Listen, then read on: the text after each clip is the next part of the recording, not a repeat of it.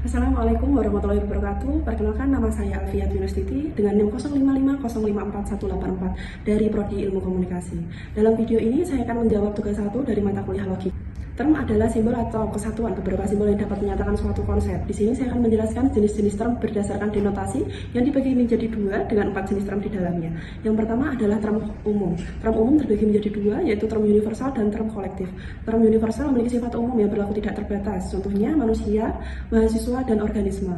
Yang kedua, term kolektif memiliki sifat umum yang menunjuk suatu kelompok tertentu sebagai kesatuan.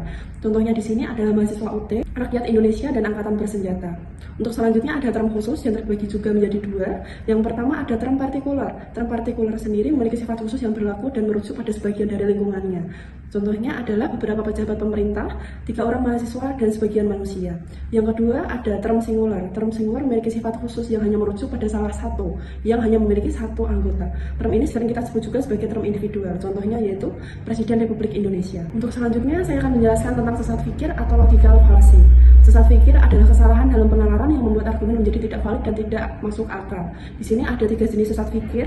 Yang pertama adalah ad hominem, sesat pikir yang hanya menyerang pribadi lawan debat daripada menyanggah dari argumennya. Contohnya adalah kamu tidak percaya pada yang dikatakan orang lain. Yang kedua ada strawman, yaitu sesat pikir yang disebabkan karena salah menginterpretasikan argumen lawan lalu menyerang interpretasi tersebut bukan argumennya. Contohnya di sini ada sebuah percakapan yang melibatkan A dan B. Untuk A mengatakan saya lebih suka bunga mawar daripada bunga melati, lalu B memberi tanggapan, kenapa Anda membenci bunga melati? Pada kenyataannya di sini yang dikatakan A hanya mengatakan lebih suka bunga mawar, bukannya mengatakan membenci bunga melati. Karena lebih suka bunga mawar bukan artinya membenci bunga melati. Untuk yang ketiga ada slippery slope. Sesat pikir yang mengklaim bahwa suatu tindakan akan menyebabkan serangkaian peristiwa negatif yang tidak dapat dihindari. Contohnya adalah jika kita melarang anak untuk bermain sosial media, maka generasi Indonesia ke depannya akan hancur karena adanya brain on. Berikut beberapa cara menghindari sesat pikir, yaitu mengenali jenis sesat pikir dengan mempelajari bentuk-bentuk sesat pikir sehingga kita dapat menggunakannya dengan tepat. Yang kedua, berpikir kritis, yaitu fokus pada fakta dan argumen yang valid, bukan menciptakan asumsi yang baru tanpa adanya bukti yang mendukungnya. Yang ketiga, riset dan verifikasi, mencari informasi lebih banyak tentang topik dapat memberikan keakuratan dan relevansi dalam penyampaian argumen. Untuk yang keempat, kita dalam penyampaian argumen didukung dengan bukti yang kuat, yaitu tidak hanya mengandalkan pendapat kita sebagai individu, tetapi juga berdasarkan jurnal atau bukti-bukti yang dapat mendukung argumen kita. Yang kelima, yaitu bersifat terbuka.